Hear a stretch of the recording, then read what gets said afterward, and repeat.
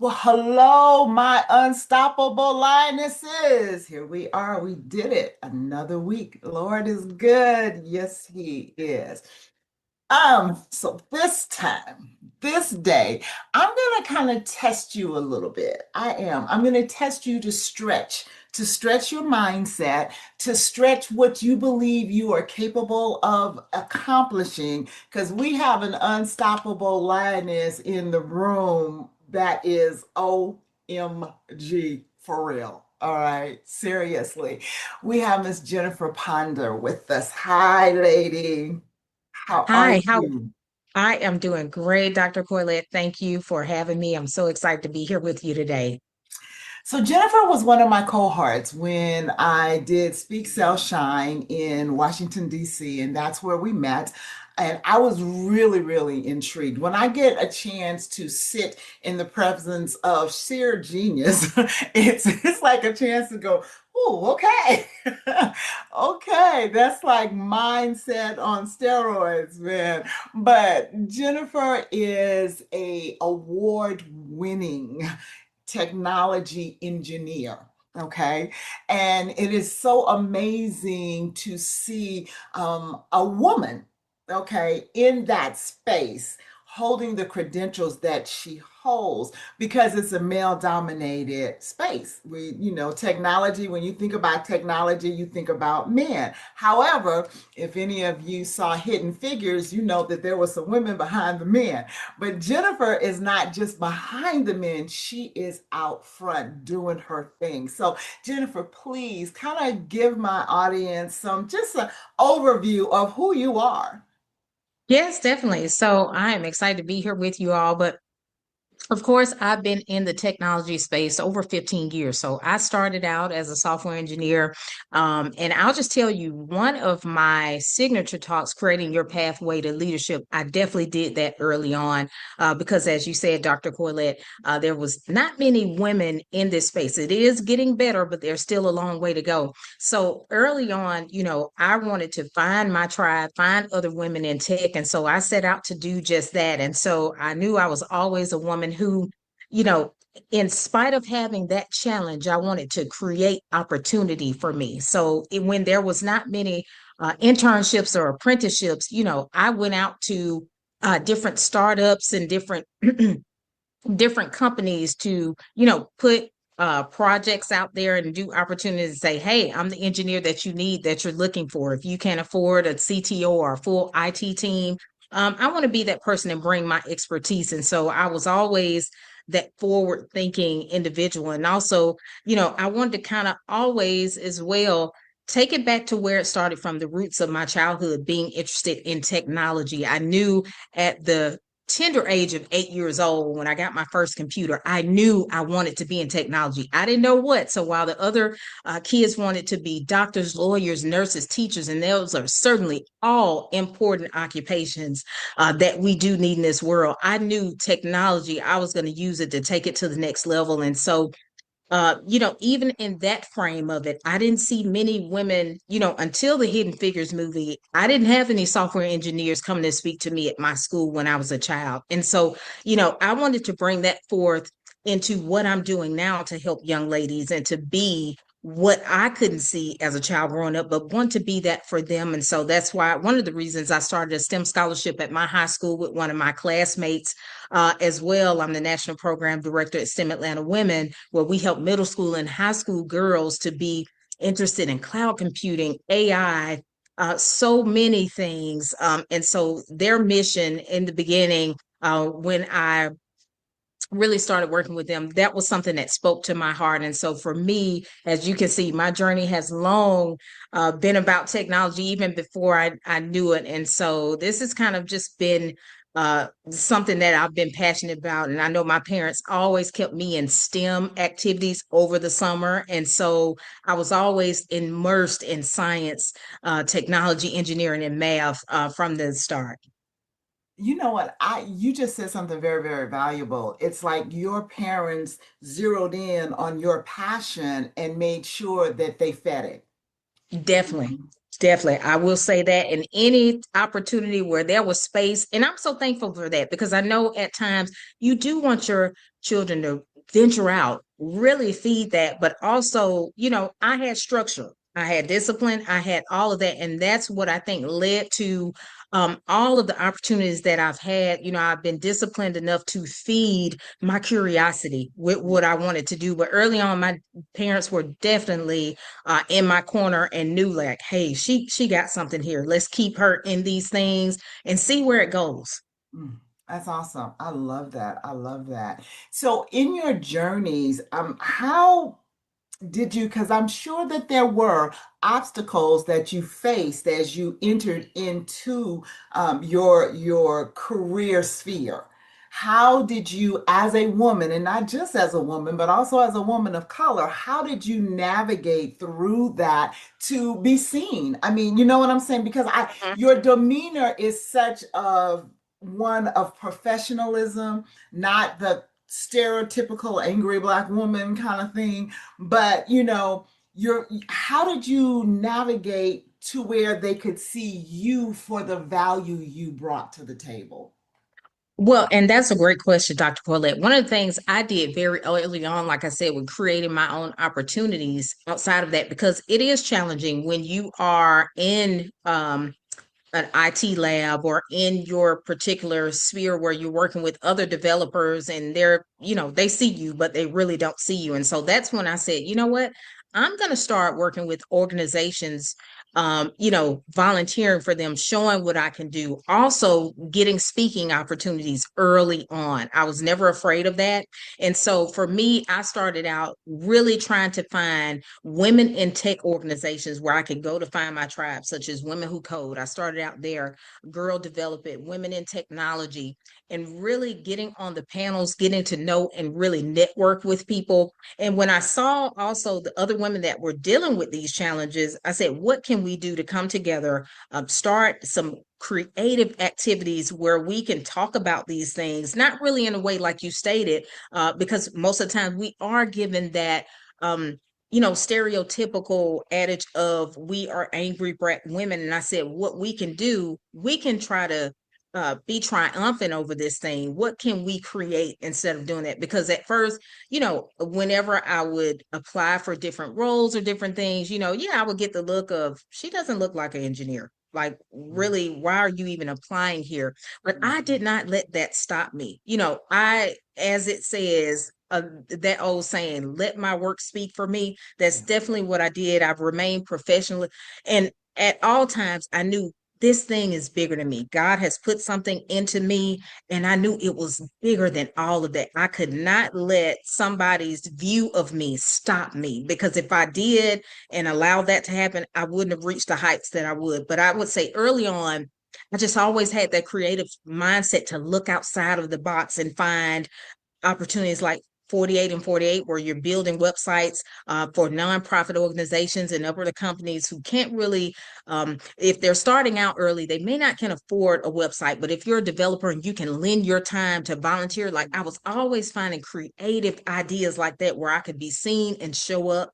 Also reach out to startups to find, okay, what's a way that I can create something for you and also be a part to help support your mission, lend value. Of course, I'm a stickler about leading with value. What can I do to support you? Not that I'm looking for something in return. If you do something, that's fine. But I want to show you that I want to build community and be a servant leader.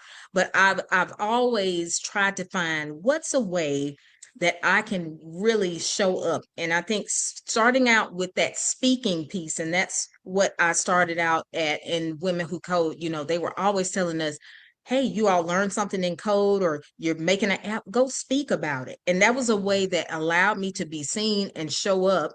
And also, there were people that saw me that I didn't even know. And I said, it's always that power of one. You never know who you could be encouraging and who your story could change their life. And so that's just something that really resonated, and how I've been able to move past those challenges with really just keeping my eye on the prize and really keeping myself with like-minded individuals, and really just turning the tide and creating my own opportunities has really helped me.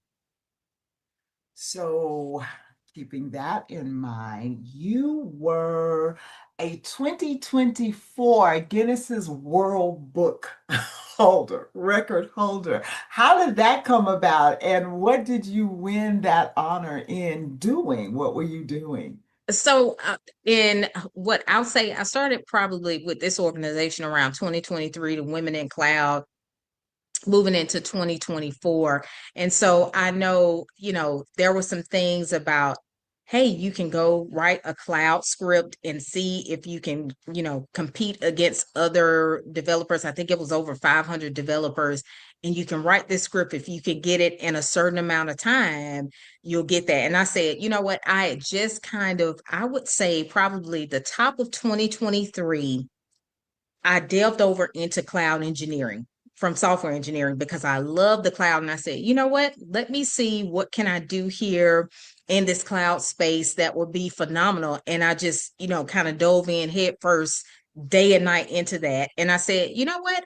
I'm going to go up for this and see what I can do here. And I was blown away. I was like, all those long nights of working and doing all of the work that you were putting in the cloud projects, and just to win something like that. And it was some other ladies who had came as well from that same group in that as well. I said this was just definitely just phenomenal for me because, of course, again, just going back to that thing of being a woman in tech and also a woman of color in tech. And sometimes I know some people look at me and they're like, what did you win this in? Just to see it is to believe it. And so, it was just a phenomenal moment. I said, even just for my family, just kind of legacy and thinking about, again, going back to my parents having me in all those STEM activities and organizations and just all I've been able to do. And I said, something like this really lets me know that God, it's all worth it. It's definitely worth it. I love the fact that you focused in and gave back to others while you ascended the ranks of what you desired to do. I think that is so important. Leaders get so consumed with just climbing that corporate ladder, just making a name for themselves, just doing, and they forget that as you give, it'll be given back unto you. And I think that that was just so amazing that you walked up that ladder by pouring out along the way. That's phenomenal, and I am convinced that that's probably what opened up many, many doors on your behalf, not just in the natural sense, but in the spiritual sense, so that you could be promoted and elevated along the way. Because that's just the way of God, to be honest with you, is to pour out. Yes, definitely. I will say that. And just for me, I have always, I think since middle school age, I've always figured out the way, like, how can I help my friends? How can I do more? Even in high school, I was just always trying to help others. And I said, for me, if I'm able to reach that height, and again, just going back to not having the engineer in the classroom, on the day where we had officer friendly and the teachers and everybody talking, I'm like, how can I give back in this space? How can I propel? And when I became, and one example I'll give you, when I became the front end leadership architect for the front end development track at Women Who Code, when we were doing our fellowship, that was one of the things I wanted to put women out front, women in tech. I want you to see what they are creating, how they're leading in their space. Also, other women of color, just like me, who are doing things phenomenally in the cloud space, blockchain space, front end, back end development. That was a time where I said, Lord, how can I put other women out here? Because there's not a space where, you know, there is about 3% of women in STEM, computing roles especially, who make it to the top C-suite roles, and it's about Just 3%, 11%, just 3%. If you can 3%. think about moving through that. Now the numbers, it's getting better in some sense, but there is still a long way to go.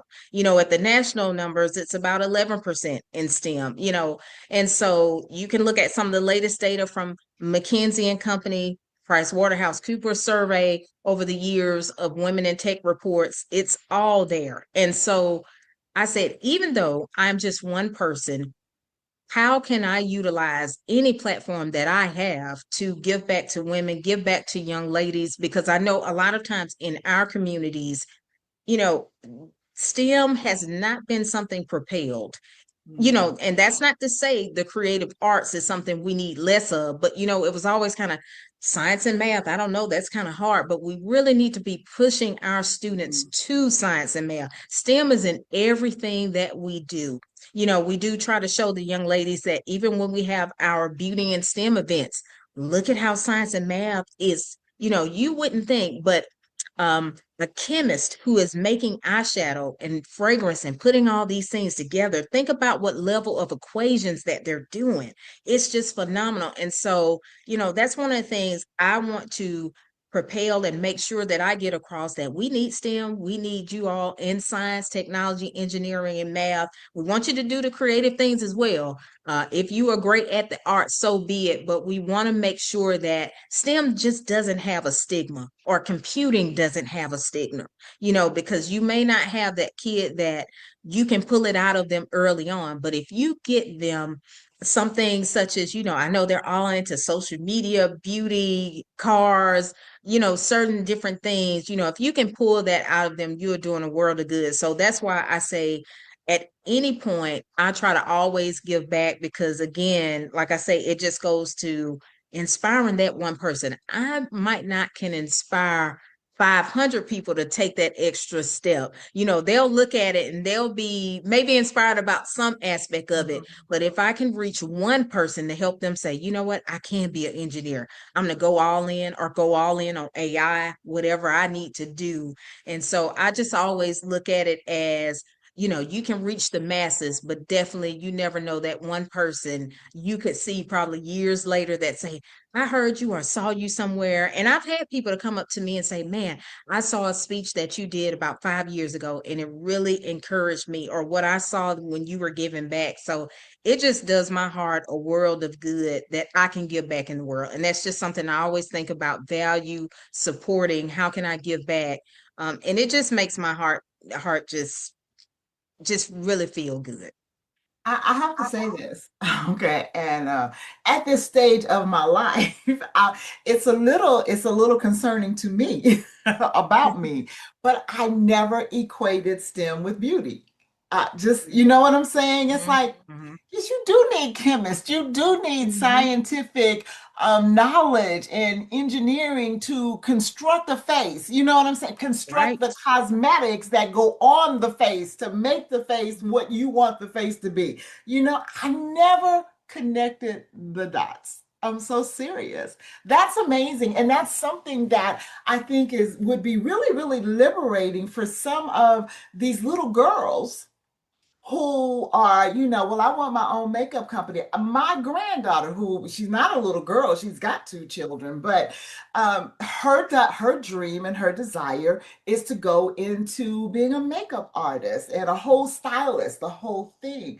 But I promise you, she never connected the dots of, you know what, there's a deeper part of that. Now, I have two friends that own their own makeup companies. And so I understand that, they understood the chemistry of it. But I Mhm. promise you, just to think of it in the same term of STEM and beauty, that is amazing. Yeah. And just the many women who are out here now who have hair products, and they've started hair products from their own home. They had to have calculations, measurements on how much of the product to use before they Right. went to mass production. So, just when you think about it at that level, it's mind blowing. Like, we actually have STEM in everything, even down to the engineering of, if think about a kid that's riding a bike, or it had to be some engineering that went into that, so just thinking about it, I always try to, ask people to think about it at a deeper level. Everything Mhm. that you do every day, even though we're on our phones, that took a level of engineering skill, you know, even mobile app development. So as you know, our phones are getting so smart. every time they are released, whether it's an iPhone or Android or all of the rest of the phones on the market. But when we just really think about and dial in to how STEM is in everything that we do, it really changes the way that you look at the world. It does. I have this, excuse me, this big thing. Oh, I'm sorry, with my youngest grandson, because he wants every name known to man, shoot. Okay. And I have, since he was a little boy, it's like, if your name is not on it, it does not matter, right? Because I'm all about that entrepreneurial spirit. Stop going out there putting money in somebody else's pocket when you should be developing your own. That's just me. Mhm. But when you think about it from that perspective and training up our little girls, because this is, I'm not, y'all, I'm not, you know how I feel about my kings and the little boys, but I'm talking specifically about the little girls now. As you're training up the little girls, if you can pour into, like your parents did for you, and nurture that inner scientist, that inner you, maybe she just really, really likes to cook, but she likes to Mhm. cook from scratch and she likes to bring in her own ingredients and make her own flavors and stuff. It's just like you said, there's calculations that are required for doing that. I don't think as parents, possibly, I'm just saying, because I said, you guys, at the beginning, we're going to stretch ourselves as parents and especially as mothers. Are we are we encouraging, our little girls to look deeper? To look deeper. I'm all about teaching our young ladies, you are not eye candy, baby. You take care of you for you and understand how valuable you are. Because when you understand your own value, you will never again let somebody else devalue you. So I'm really big on that. But I'm hearing as you're speaking, going deeper to say what are we developing for you to become, you know that's That's I it. love it. I That's love it. definitely it. Yeah. And just taking it to the next level, and so this is the thing, like they say, what keeps you up at night? And so that's one of the things, how am I, putting forth value into the world, whether it's, and we definitely need our boys in STEM. We definitely want to get more of them because we need more Black engineers in tech, no matter women or men. So, nobody left behind in that sense, because one of the things right now, um, as we kind of shift over in the world of AI and what's going on, we definitely don't want, our communities to be left behind, because, we are at a pivotal moment in time where we are not going back to the technology of before. And so one of the things I go to bed with and wake up with every day, how can I help someone to learn more about AI? What am I doing to try to add value? And so that, my community, anything that I have that I can touch, that they're not left behind. Any piece of information, I don't gatekeep at all. I just try to help to propel people to feel empowered with technology, because I know how it feels when some people say, oh my God, I don't have a computer science degree, I'm not that tech savvy, I don't, and I don't make people feel like that. This is a time of empowerment where AI can be your thought Mhm, co-partner, mhm. just showing people how they can utilize it on an everyday basis and how to understand it and work with it. So that's been one of the things, I think, since early on too, that I've always wanted to help people to figure out technology so that we are, masses of our communities are not left behind. And like I said, I know it's a big job to try to do it all at one time, but I really try to reach as many people as I can. I love it. So tell us about your tie into NASA, girl.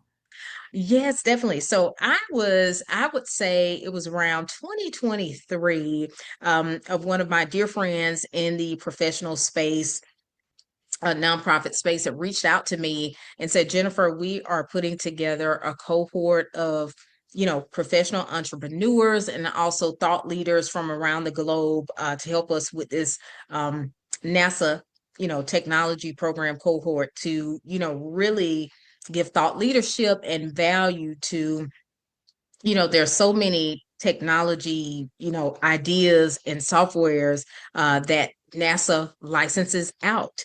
to for creators to create different things if they want to, if someone wants to have a patent and really, have NASA to take a look at it. And so what we were a part of was a group where we got to spend, some time, some weeks into really just taking a look at all of the technology that was there and lend some thought leadership to that, and also see how we could help to move this forward, with our own projects that we're working on. If you are a person who has a patent or have a current framework that, could be utilized in NASA technology. So this was really an awesome opportunity to go there and be a part of that, and just to see, because I, would have never known that NASA, they will license out, you know, technology and software to small businesses, and if you are a creator or a developer and an engineer, to be a part of something like that.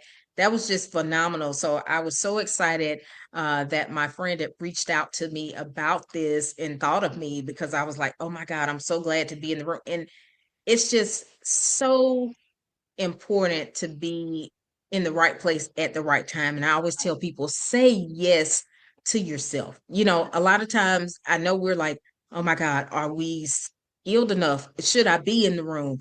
Do I even, how do I even, you do not ever want to be the smartest person in the room. There's always something that you can learn. And when I say that was a room full of leaders and just people who are just so brilliant and working on things, and you would not realize that a lot of times when we're saying no, we are really stifling our own talent. There is something that people, being around people in rooms like that, that they bring out of you that you don't know you have. And so I was just so grateful for that opportunity. It has really changed the way that I have looked at, of course, the way I go about speaking, but also just the way that I go about creating and just looking at the world, and just like I told you, Dr. Coyley, I'm really big on global leadership. How can we lead in our businesses from a global perspective? Let's just not kind of look at where we are in our own communities, but how can we really maximize and really provide value at the global level? Awesome, awesome. So I just kind of need to pick your brain a little. Um, in this season of technology that we find ourselves in now, from the AI perspective, I'm over the past couple of months just learned about vibe coding and being able to go into these different platforms and allow AI to code for me to build what it is that I want to build. I have this monumental project that's sitting in a growth hacking conference, learning that AI can create AI to do what you need AI to do. It was just Mhm. like, what? So, but in this environment that we are in now, how does well, obviously, because your engineering genius is needed to even build the AI, but how does that, what you've been doing all along, how does that transition into where we are today with the AI piece? Well, for me, I would say about, what was it, when OpenAI first released ChatGPT, of course, November of 2022, right? I'm in the thick of software engineering and development, and I'm seeing at that point in time, okay, coding is about to change for developers. Some developers, they may move forth into having, their own companies and still consulting and doing different things, but it's going to change. And so what I've noticed, of course, as you stated, the platforms now have changed where the coding is done for you. The hours of debugging that I was doing, spending 24 hours on a feature in a website, that's not heard of anymore. But, and, with the change of the times too, there's not going to be such a huge need for so many developers. As you know now, the AI is coding for you. So what Mhm. I've been able to do, of course, in my time of development, still with the app development here and there, that's changing. and that has changed over in how I have built my own consultancy now, helping clients to understand AI at a deeper level, but also helping them to understand it from an engineering perspective. Because, of course, we have people who are out here who are working with AI and who is specifically consulting with AI, but I'd like to have them to look at it from an engineering lens, kind of understanding more on the deeper level of the LLMs and the tokens and machine learning and things. So all of that stuff from all along of, kind of like back to the basics of coding and how to understand, the software development life cycle and how that feeds into the transition of technology over time. I've been able to carry it into AI. And even though, some of my clients, they may not understand it on that deeper level, but I try to put it in higher level for them to understand of what they need, of course. And just thinking of, technology changes at the speed of light. Something, a coding language that I learned years ago or some type of technology that can change into 3 to 6 months. So you are definitely always having to be versatile, with your learning. Learn as much as you can, but you know that they're changing. One of the things that I've been able to speak with audiences and my clients on, yeah, the AI models used to change every 7 months. Now that's down to 3 months. And soon they'll be changing every month. As you know, ChatGPT 5 is out right now. And so agents, it's all about, everything that you can do faster, quicker, because of course in the world we need to do things at the speed of light now. And so it is coming, and we are moving into the world also of the digital influencer, AI twins. And I typically build those as well, because if you will notice, a lot of the content that's on YouTube now, it is the digital avatars of the thought leaders who are out here. And I will so tell people, to scale yourself. If you are dealing with, exhaustion of being online, burnout. It is a lot to post, but if you have your digital twin, and one of the things that has helped me in my business, and I also tell people, I'm a full-time caregiver for my elderly grandparent. So having AI implemented into my business and the way that I have just been able to handle daily tasks, it has made a phenomenal change for me, because I'll say about 5 years ago, when I was a technology director and I was running on fumes, had repetitive tasks, just looking at how could I change my life. And I said, I knew back then I wanted to have my own company. So I decided to step out on faith and create a legacy and sustainable business, from a cloud infrastructure perspective. But then when I was able to add AI into it, I looked at, how can I help people who are like me, who are, stay-at-home moms, caregivers who, they have been burned out, exhaustion, stress, and they're able to do more now, with just managing their daily tasks. And also, if you can have a digital AI twin that is helping you to do and get your daily tasks done where it's taking the load off of you, how much would that just really save you time to get back to your family? You're able to do more and breathe and just have that mental capacity and space and not feel like you're on all the time with competing, priorities. So, I've been just really trying to help people to really diversify, themselves and their businesses with the help of AI. So, ma'am, I need your services because I definitely need a digital twin. Yes, definitely. I can definitely help you with that. And Sure. anybody in your network, I'm certainly happy to help. Oh my gosh. I've been saying for quite a while, I need a clone, y'all. And it And once sounds you like get it, this my digital twin. That'll do it. once you have it, it'll be hard to go back, because as I stated, if you will just take a look, Dr. Corlett, you would be just blown away with all of the content. And it's great content where you have your digital twin that is able to run a whole show for you, do trainings for you. You can feed it a script and it is on and ready to go. It's made up. It looks just like you. Just so much realism there, and it just takes the load off. I know there's some people out here who, I'm not a content creation expert, I'm not a social media. You don't have to be now.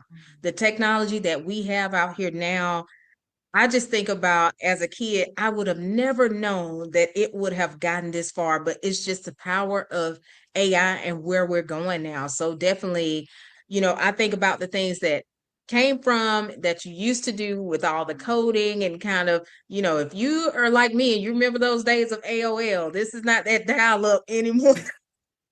I We are do. well past that. But yeah, having a digital twin, it has saved me hours. Most of my clients have seen definitely a 10 to 15 hour a week that they are hours a week they are getting back. And also just the Nice. income. If you're able to make an additional $10,000 to $30,000 in your business per month, I mean, that would be worth it. And so that is why I'm helping um the business owners and just people that I'm helping to make that switch to know that, hey, you don't have to do it alone now. The AI is your thoughtful co-partner, and it can definitely work for you and get some of the stress off of your life so you can get back to living in life, get back to, growing your influence, and doing the things that you really want to do. Because we all know if you take out your phone right now, you have some manual repetitive tasks, appointments, certain things, responding to emails that you don't want to do. You can definitely get AI to help you do that. And I also help my clients with AI agents so they can really just take the load off altogether. And so it has just been, you know, just phenomenal what AI has been able to help all of us to do, no matter if you're just starting out with one tool or you have developed many into your AI tech stack. And so that's why I'm just really been adamant about going all in, and the people that I help to go all in on AI, no better time. I have been advocating for probably about 2 to 3 years now regarding AI as a tool. It is not the devil. It is not your enemy. You know, I tell people all the time, it's like, aren't you afraid it's going to take all the jobs? Well, if you learn how to use it, then you become valuable and they need you. So Definitely. you know, if you it's all in your perception of it. If I know how to use it, then I'm valuable to use it. And I'm very, very serious about really needing your help. I'm extremely serious about that. How would okay, get my English straight, how would my viewers contact you and tell us a little bit about your company and your services? Because I promise you, this is an amazing thing that is definitely leading. I have to say this from a female perspective because as a woman, we are taking care of the home, we're taking care of the husband, we're taking care of the kids, the grandkids, we've got our own company, we're at church, we're doing all of these things and all of these tasks. And if you can give me back 15 hours of my week, please. So tell us a little bit about your company and how they can find you. Yes, definitely. Nextdoor Strategy Consulting. I help clients to build, put together their AI agents. I have a framework that I go through, my AIM framework, which helps you to assess, integrate, multiply, and monitor. And so I am helping companies to integrate these AI agents, of course, that will help take the load off. That's one realm of it. And also the digital AI twin aspect of it with digital content and creating those videos.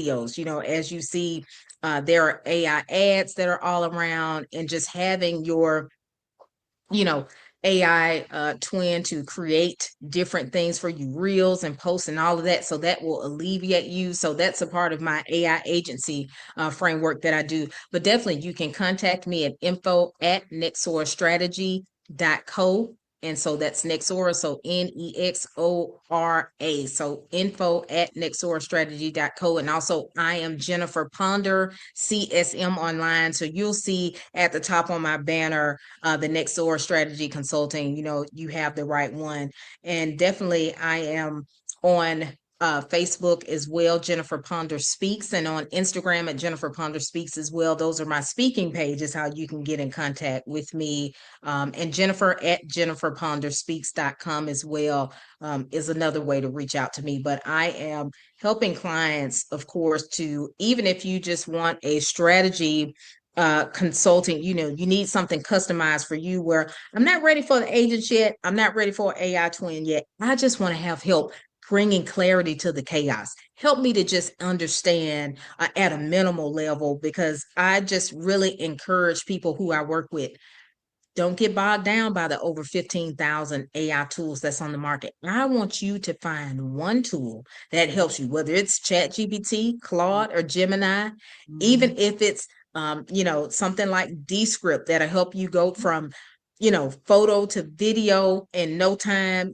whatever you're doing, I can help you to really navigate this space, because I know we still have some people who, like you said, there is still worry and concern. And, I take my clients through, let's go through multi-factor authentication. Let's go through setting up safe words, because they have, AI dialers out here that may try to get your information. And, that's near and dear to my heart, because I have an elderly grandparent that I'm a caregiver for, and I am really a stickler about no one taking advantage of elderly people or anyone. And Mhm. so I really try to go through, hey, make sure you're creating the safe word with your employer team or your family member team, where if you get an um, a AI dialer calling you, and you can integrate that safe word. Say, for instance, I use the analogy, if it's at least on the phone, and you think you're talking to Jennifer, and you put in that word technology,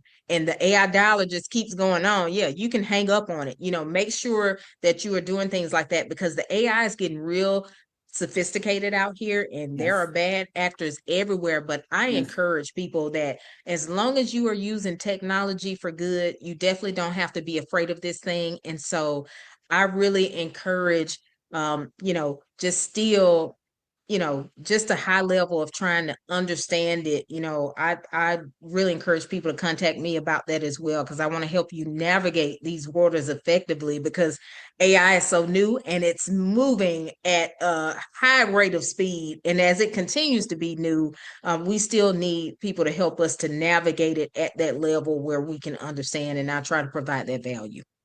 Awesome. Thank you so much. So, ladies, you that follow me through multiple media platforms, we do once a month, we do the Women in Leadership Networking event on LinkedIn Live. Well, this month, it is November already.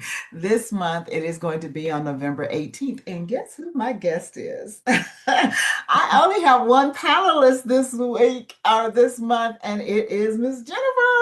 Yay! Awesome. So Excited. we'll be able to even discuss this on another level with the women in leadership. I'm excited. I'm excited about that. Let's see. Closing out, we have about 2 minutes left. I would love for you to speak to the young girls, the young ladies that don't quite know how they fit in this whole dynamic of technology other than they're constantly on their cell phone. Mhm. Okay. Can you just speak to them from a perspective of looking into STEM programs and how it could benefit their lives? Yes, please look into STEM programs. Again, like I stated before, if you are interested in beauty, this is something, definitely beauty and STEM go hand in hand. I encourage you, anything that you find that you are really just head over heels in love with, and love at that age, because I know we were all into makeup, we were all into clothes, fashion, and all of that. Look at how STEM can fit into that. You may not want to be the scientist, you may not want to be the engineer, like a civil engineer or mechanical engineer. You could want to be a software engineer or whatever type of technologist, or actuary in math. See how all of those things tie into what you're doing. And it doesn't have to be anything in that realm, but whatever you are excited about, whatever you find yourself searching all the time, whether it's AI or Googling or these type of events that you go to, look at how STEM, you can even take 5 minutes, 2 to 5 minutes to ask AI. If I'm, excited about soccer, or I'm excited about event planning, show me how STEM can be involved in that from an early standpoint. How can I get involved? Just taking those minutes, to find, even if you go on meetup.com, and this is not a dating site, folks, this is professional. You can go to find meetups for, high school. There could be some for middle school, but I know high school schoolers who are interested in tech and STEM, that is definitely a great place for you to go. And also LinkedIn. There's always things, if you are in high school, I encourage you to get your LinkedIn page set up. Because you never know which college could be looking at you right now, especially if you have STEM credit on your graduation certificate and you are taking STEM focused credits that will help you for college. You may be taking AP courses. This is something that is going to help you phenomenally. So please make sure you are on LinkedIn to set you up for success. But those are some tidbits that can help you get started.